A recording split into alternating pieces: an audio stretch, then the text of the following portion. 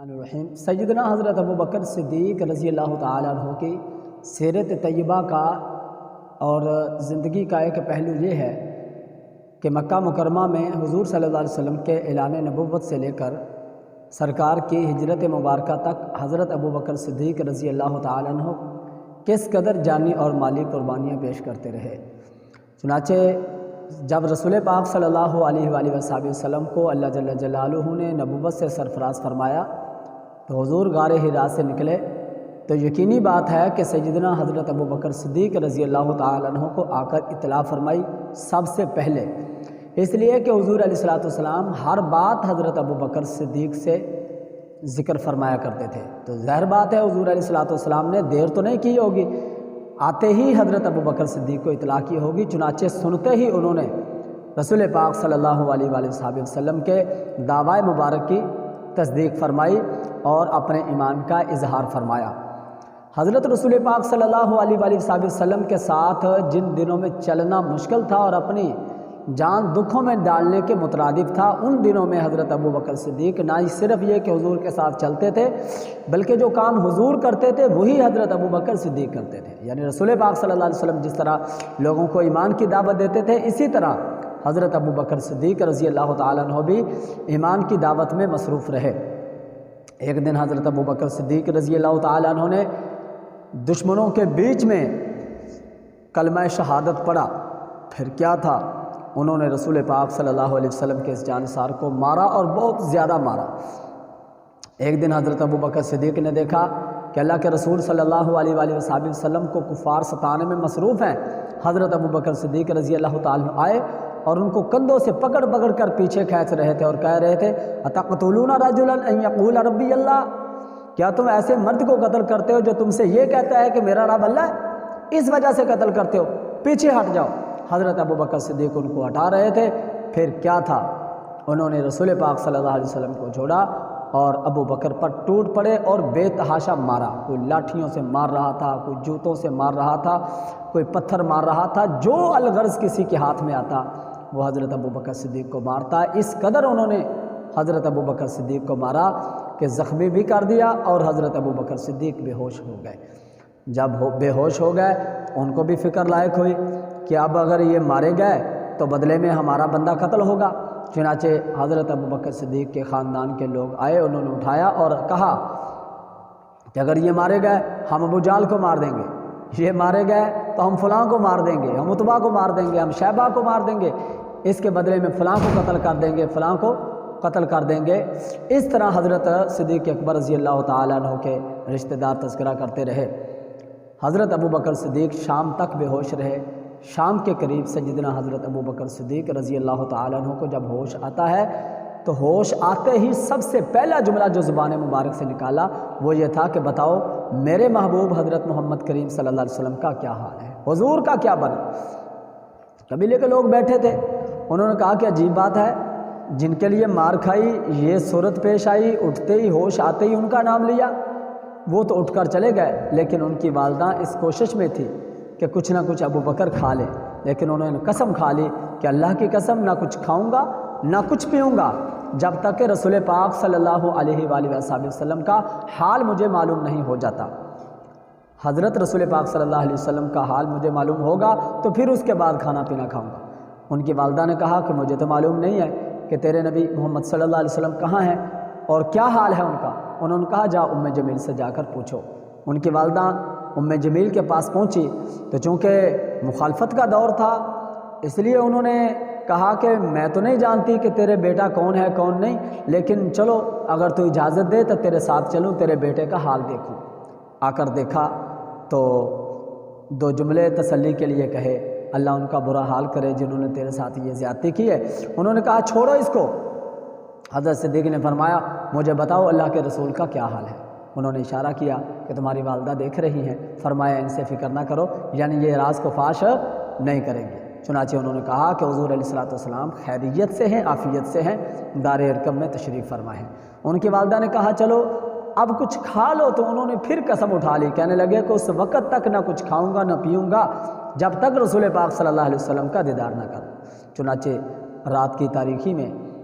کی تاریکی میں جب لوگوں کی آمد و رفت بند ہوئی تو پھر ان کی والدہ اور ام جمیل دونوں نے سہارا دیا اور رسول پاک صلی اللہ علیہ وسلم کی خدمت میں لے چلے۔ اللہ کے پیارے رسول صلی اللہ علیہ وسلم نے اپنے اس جان سار کو سینے سے لگایا، سینے سے لگا کر حضور علیہ السلام نے محبت کے آنسو ابو بکر صدیق کے اوپر گرائے۔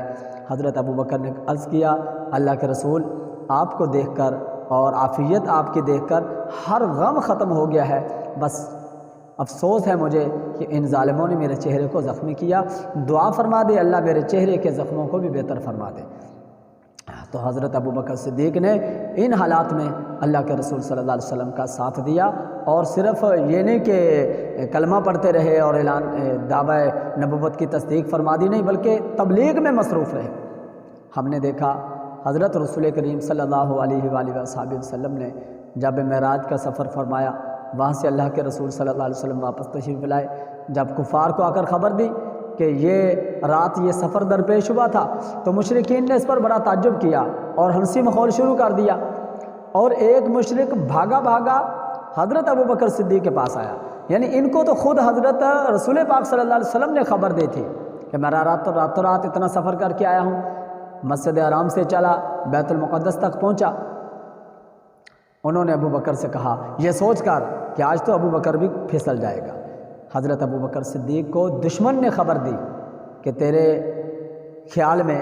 ایسا شخص سچا ہے یا جھوٹا ہے جو یہ کہے کہ میں راتوں رات مسجد اقصیٰ تک پہنچا ہوں اور وہاں سے واپس بھی آیا ہوں؟ حضرت ابو بکر صدیق نے فرمایا کہ بھئی کہا کس نے ہے، کہنے والا کون ہے؟ انہوں نے کہا آپ کے دوست ہے، یعنی محمد صلی اللہ علیہ وسلم۔ یہاں پر ایک میں بات آپ کی خدمت میں عرض کرتا چلوں، مشرکین مکہ حضرت ابو بکر صدیق کو اس قدر حضور کا دوست سمجھتے تھے کہ بعض مشرکین نے تو یہاں تک کہا تھا کہ محمد صلی اللہ علیہ وسلم نے اپنی مرضی سے نبوت کا دعویٰ نہیں کیا، یہ تو ابو بکر نے ان سے نبوت کا دعویٰ کروایا، حالانکہ ان کی یہ بات تو غلط تھی، یہ تو 100% غلط ہے، لیکن ان کی اس بات میں یہ چیز قابل غور ہے کہ وہ حضرت ابو بکر صدیق کو رسول پاک صلی اللہ علیہ وسلم کا جانسار اور مخلص دوست سمجھتے تھے، تبھی تو انہوں نے کہا کہ یعنی ان کے مشورے کے بغیر کچھ بھی نہیں ہو سکتا، گویا کہ وہ بھی جانتے تھے کہ ابو بکر کا حضور سے کتنا قریب کا اور گہرا رشتہ ہے۔ انہوں نے کہا آپ کے دوست نے یہ دعویٰ کیا ہے۔ حضرت صدیق اکبر نے کہا اگر ہمارے رسول صلی اللہ علیہ وسلم کا فرمان ہے سر آنکھوں پر، پھر بالکل ہو ہی نہیں سکتا، بلکہ ہو گیا ہے، بالکل ایسے ہی ہے جیسے حضور نے فرمایا ہے۔ ہم تو اس سے بڑی بات کی تصدیق کر چکے ہیں، یہ تو چھوٹی بات ہے، تم نے کہا یہاں سے چلے بیت المقدس تک پہنچے، یہ تو چھوٹی بات ہے، ہم تو اس سے بڑی بات کو قبول کر چکے ہیں۔ انہوں نے کہا وہ کون سی؟ تو سیدنا صدیق اکبر رضی اللہ تعالی عنہ نے فرمایا وہ بات یہ ہے ہمارے رسول کہتے ہیں ابھی جبریل آسمانوں پر تھے اور ابھی میرے پاس آئے ہیں، اور ابھی میرے پاس سے ہو کر یہ حکم سنا کر اور ابھی آسمانوں پر واپس چلے گئے ہیں، ہم تو اتنی بڑی بات کی تصدیق کر چکے ہیں۔ اسی موقع پر حضرت ابو بکر صدیق رضی اللہ تعالیٰ عنہ کو لقب صدیق ملا تھا، اور یہ بھی یاد رکھیں کہ نبی پاک صلی اللہ علیہ وسلم نے ہر مشکل مصیبت مشکل اور تنگی کے اندر حضرت ابو بکر صدیق کو ساتھ رکھا، اور ابو بکر نے مشکل موڑ پر حضور کا ساتھ نہیں چھوڑا۔ سب سے مشکل سفر حضور صلی اللہ علیہ وسلم کا وہ سفر تھا جو ہجرت والا سفر ہے، اس میں حضور علیہ السلام نے حضرت علی المرتضیٰ شیر خدا کو اپنا بستر دیا، لوگوں کی امانتیں دی۔ یہاں پر میں ایک جملہ کہنا چاہتا ہوں، حضرت رسول کریم صلی اللہ علیہ وسلم نے کافروں کی امانتیں حضرت علی کے حوالے کی، یقیناً ہمارا ایمان ہے کہ حضرت علی رضی اللہ تعالیٰ عنہ نے ان کی امانتیں ان تک پہنچائی ہیں۔ اگر خلافت علی کی امانت ہوتی تو اس میں بھی حضرت علی المرتضیٰ کبھی بھی رعایت نہ دیتے، ضرور اس کو حاصل کرتے۔ اگر حضور صلی اللہ علیہ وسلم نے حضرت علی کو خلافت نامزد کی ہوتی، معلوم ہوا کہ حضرت علی المرتضیٰ رضی اللہ تعالی عنہ کے نامزد حضور علیہ السلام نے خلافت نہیں کی، ورنہ تو حضرت علی کبھی بھی حضرت ابو بکر کے ہاتھ پر بیعت نہ کرتے۔ اس پر انشاءاللہ ہم تفصیل سے پھر کسی وقت بات کریں گے کہ حضرت ابو بکر صدیق کا حضرت علی المرتضیٰ کے ساتھ اور حضرت علی المرتضیٰ کا حضرت صدیق اکبر کے ساتھ کس طرح کا محبت بھرا تعلق اور پیار بھرا رشتہ تھا۔ تو رسول خدا صلی اللہ علیہ وآلہ وسلم نے حضرت ابو بکر صدیق رضی اللہ تعالیٰ کو ساتھ لیا اور سفر شروع کیا۔ حضرت ابو بکر صدیق اور حضرت رسول کریم صلی اللہ علیہ وسلم جب گھر سے نکلے، غیر معروف دروازے سے نکلے، تو سامنے ابو جہل کھڑا تھا، نہ اس نے حضور کو دیکھا نہ ابو بکر صدیق کو دیکھا۔ اللہ کے رسول صلی اللہ علیہ وسلم نے فرمایا کہ اللہ تعالیٰ نے اس کی نگاہوں سے ہمیں محفوظ کر دیا ہے، یہ نہ مجھے دیکھ سکا نہ ابو بکر کو دیکھ سکا۔ میں یہ کہتا ہوں جو حضرت رسول کریم صلی اللہ علیہ وسلم اور ابو بکر صدیق کو باطنی آنکھوں سے دیکھنا نہیں چاہتے، جو ان سے محبت نہیں کرتے، جن کو ان سے پیار نہیں ہے، اللہ تعالیٰ نے ان کی ظاہری آنکھوں سے بھی ان کو محفوظ فرما لیا، اور ان حضرات کے دیدار سے اللہ تعالیٰ نے ظاہری آنکھوں سے بھی ان کو محروم کر دیا، چونکہ یہ اللہ کے رسول کو اس کے یار کے ساتھ دیکھنا پسند نہیں کرتے تھے۔ رسول پاک صلی اللہ علیہ وسلم ساتھ ہیں، جب پہاڑی کے قریب پہنچے، ننگے پاؤں تھے، حضرت ابو بکر صدیق نے حضور علیہ السلام کو اپنے کندھوں پر اٹھایا، نبوت کا بوجھ لے کر ابو بکر صدیق بھاگ کر غار ثور کے دانے تک پہنچے، وہاں اندر چلے گئے۔ 3 دن تک مشرکین مکہ تلاش کرتے رہے، جب 3 دن تک نہ ملاقات ہو سکی، نہ مل سکے، تو آخر انہوں نے 100 اونٹ کا اشتہار دے دیا، جو محمد صلی اللہ علیہ وسلم کو زندہ یا قتل کر کے نعوذ باللہ ہمارے حوالے کرے گا، اس کو 100 اونٹ انعام، اور جو ابو بکر کو زندہ گرفتار کرے یا سر لے کر آئے ان کا، اس کو بھی 100 اونٹ انعام دیا جائے گا۔ یہ 100 اونٹ کا بھاری اشتہار جب دیا تو بڑے بڑے لوگ دوڑے اور تلاش کرتے کرتے ثور کے دانے تک بھی پہنچے۔ حضرت صدیق اکبر نے جب دور سے دیکھا کہ آ گئے ہیں تو گھبرا کر عرض کی، اللہ کے رسول اگر میں مارا جاؤں تو ایک آدمی ہوں، کوئی بات نہیں، دشمنوں کے نصیب اگر آپ کا کوئی نقصان ہوتا ہے تو پوری امت ہلاک ہو جائے گی۔ اللہ کے رسول صلی اللہ علیہ وسلم نے فرمایا کہ ابو بکر تیرا کیا گمان ہے ایسے 2 بندوں کے بارے میں جن کے ساتھ تیسرا خدا ہو، اللہ جن کا تیسرا ہو، یعنی ان کا کوئی نقصان نہیں ہو سکتا۔ تو سیدنا صدیق اکبر رضی اللہ تعالیٰ عنہ غار کے اندر حضور علیہ السلام کا پہرا دیا، اور صرف یہ نہیں کہ حضرت ابو بکر صدیق رضی اللہ تعالیٰ عنہ غار ثور کے دوست ہیں، صرف یہاں تک بس نہیں ہے، بلکہ اس مشکل سفر میں صدیق کے گھرانے نے جو خدمت کی ہے اس کی مثال نہیں ملتی۔ یہاں پر میں ایک بات کہنا چاہتا ہوں، دل کی تختی پہ نوٹ کریں، اگر حضرت ابو بکر صدیق رضی اللہ تعالیٰ عنہ کو ذرہ برابر بھی اللہ کے رسول سے معاذ اللہ کوئی دشمنی، کوئی عداوت ہوتی تو یہ تو پریشان ہونے کا، غمگین ہونے کا موقع نہیں تھا، یہ تو پھر خوشی کا موقع تھا، پکار کر دشمنوں کو اندر بلا لیتے تاکہ وہ اپنا کام تمام کرتے۔ اس سے معلوم ہوا کہ حضرت ابو بکر صدیق رسول پاک صلی اللہ علیہ وسلم کے محب اور جانثار تھے، اور دل و جان سے حضور صلی اللہ علیہ وسلم پر فدا تھے۔ اور اگر کوئی کہے جنہیں جی وہ تو حضور علیہ السلام کی شرما شرمی میں اطلاع نہیں کر سکے، تو میں یہ کہوں گا کہ صرف حضرت ابو بکر تھوڑے تھے، حضرت عبد الرحمن رضی اللہ تعالیٰ عنہ، حضرت ابو بکر صدیق کے بیٹے عبد الرحمن ان دنوں میں اس خدمت پر مامور تھے کہ شام کے وقت بکریوں کا دودھ پلاتے تھے رسول پاک صلی اللہ علیہ وسلم کو اور ابو بکر صدیق کو۔ ان کا غلام عامر بن فہیرہ یہ سارا دن بکریاں چراتا رہتا اور شام کے وقت غار ثور کے دھانے کے قریب آ جاتا، اور عبد الرحمن سارا دن مکے کے اندر گھومتے پھرتے اور لوگوں کی باتیں سنتے سناتے شام کو ساری آ کر اطلاع دیتے تھے اللہ کے رسول صلی اللہ علیہ وسلم کو کہ اس وقت مشرکین مکہ یہ کر رہے ہیں، اب یہ میٹنگ ہوئی ہے، اب یہ نہیں، سارے حالات کی اطلاع دیتے تھے۔ اور صرف یہاں پر بھی بات نہیں ہے، حضرت رسول پاک صلی اللہ علیہ وسلم کی خدمت میں ابو بکر صدیق کی بیٹی اسما شام کا رات کے اندھیرے میں کھانا لے کر آتے تھے، اور 3 دن تک متواتر خاندان صدیقی نے رسول پاک صلی اللہ علیہ وسلم کی یہ خدمت کی ہے جس کی مثال نہیں ملتی۔ یہی تو وجہ ہے حضرت رسول پاک صلی اللہ علیہ وسلم فرماتے ہیں جس کسی نے مجھ پر کوئی بھی احسان کیا ہے میں نے اس کے احسان کا بدلہ دے دیا ہے، لیکن ابو بکر کے اس قدر احسانات ہیں مجھ پر جن کا بدلہ قیامت کے دن خدا سے لے کر دوں گا۔ اگر ذرہ برابر بھی عداوت ہوتی اپنے بیٹے کے ذریعے دشمنوں کو اطلاع کروا سکتے تھے، اپنی بیٹی کے ذریعے دشمنوں کو اطلاع کروا سکتے تھے، تو یہ نہ کرنا اس بات کی دلیل ہے کہ حضرت رسول پاک صلی اللہ علیہ وسلم بھی سمجھتے تھے کہ یہاں پر جس مخلص اور وفادار کی ضرورت ہے وہ ابو بکر صدیق ہے۔ میں یہ کہتا ہوں کہ حضرت رسول کریم صلی اللہ علیہ وسلم کا ابو بکر صدیق کو اس مشکل وقت میں ساتھ لے جانا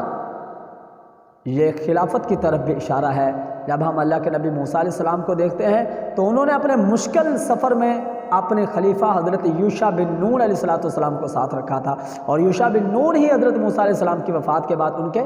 خلیفہ بنے ہیں۔ اسی طرح حضرت رسول کریم صلی اللہ علیہ وسلم نے حضرت صدیق اکبر کو اس مشکل سفر میں ساتھ رکھ کر ان کی خلافت کی جانب اشارہ فرما دیا ہے۔ اس سے حضرت صدیق اکبر رضی اللہ تعالیٰ عنہ کا خلیفہ بلا فصل ہونا بھی ثابت ہوتا ہے۔ پھر جو 2 اونٹنیاں جن پر سفر مدینے کی طرف کیا تھا وہ حضرت صدیق اکبر نے تقریباً 6 ماہ پہلے خریدی ہوئی تھی، اس انتظار میں کہ کب اللہ کے رسول صلی اللہ علیہ وسلم کو حکم آ جائے تو ان پر سفر کر کے چلے جائیں گے، یعنی مشکل نہیں پیش آئے گی۔ حضرت ابوبکر صدیق رضی اللہ تعالیٰ نے 2 اونٹنیاں جو خریدی تھی وہ حاضر خدمت کر دی۔ تیسرے دن صبح کے وقت جب وہ اونٹنیاں حاضر ہو گئیں تو ان پر سوار ہو کر غیر معروف رستے سے چلنا شروع کر دیا۔ رستے میں تھے کہ اسی دوران پیچھے سے سراقہ بن مالک گھوڑا دوڑاتا ہوا پہنچ گیا۔ حضرت صدیق اکبر دائیں بائیں آگے پیچھے دیکھ رہے تھے کہ کہیں سے کوئی دشمن نہ آ جائے۔ جب سراقہ کو دیکھا تو حضرت ابوبکر صدیق گھبرا گئے اور عرض کیا اللہ کے رسول وہ ہمارے تعاقب میں آ رہا ہے۔ حضرت رسول کریم صلی اللہ علیہ وآلہ وسلم نے اس وقت بھی تسلی دیتے ہوئے فرمایا لا تحزن ان اللہ معنا، ابوبکر غم نہ کر، اللہ ہمارے ساتھ ہے۔ تو صدیق اکبر رضی اللہ تعالیٰ عنہ جب بالکل قریب آ گیا وہ سراقہ تو اور بھی گھبرا گئے۔ اس وقت اللہ کے رسول صلی اللہ علیہ وسلم نے اپنی اونٹنی کا منہ پیچھے کو موڑا اور موڑ کر اس کے لیے سرکار دو عالم صلی اللہ علیہ وسلم نے بد دعا فرمائی، حفاظت کی دعا مانگی اپنے لیے اللہ تعالیٰ سے۔ تو سراقہ کا گھوڑا پتھریلی اور سخت زمین ہونے کے باوجود زمین کے اندر دھنسا۔ اس نے نیچے اتر کر عرض کیا کہ یہ آپ ہی کی دعا کی وجہ سے ہوا ہے، آپ دعا فرما دیں میں واپس چلا جاؤں گا اور بلکہ ہر آنے والے کو بھی واپس پیچھے کو موڑ دوں گا۔ چنانچہ رسول پاک صلی اللہ علیہ وسلم نے دعا کی، اس کو گھوڑا نکل آیا، جو کچھ اس کے پاس توشا تھا اس نے حاضر خدمت کیا۔ اللہ کے رسول نے لینے سے انکار کر دیا اور فرمایا ہمارے حال کی خبر کسی نے کو نہ کرنا۔ اس نے کہا اللہ کے رسول آپ مجھے امان نامہ لکھ دیں۔ تو حضرت رسول پاک صلی اللہ علیہ وسلم نے عامر بن فہیرہ سے کہا کہ آپ امان نامہ لکھ دو۔ جب وہ لکھنے لگے تو سراقہ نے کہا کہ ابو بکر سے کہہ دیجئے یہ لکھ دیں۔ گویا کہ اس کی نظر میں بھی یہ بات تھی کہ حضور پاک صلی اللہ علیہ وسلم کے خلیفہ حضرت ابو بکر صدیق بنیں گے، اس لیے انہوں نے ابو بکر صدیق سے لکھنے کی درخواست کی۔ چنانچہ جب مکہ مکرمہ فتح ہوا تو یہی سراقہ بن مالک لوگوں کے ہجوم میں زور زور سے چلا رہا تھا اور آگے کو بڑھ رہا تھا اور دور سے کہنے لگا اللہ کے رسول میں سراقہ بن مالک ہوں، یہ میرے پاس امان نامہ ہے۔ اللہ کے رسول صلی اللہ علیہ وسلم نے فرمایا ہاں آج وفا کا دن ہے۔ چنانچہ اس کے ایمان کو رسول پاک صلی اللہ علیہ وسلم نے قبول فرما لیا۔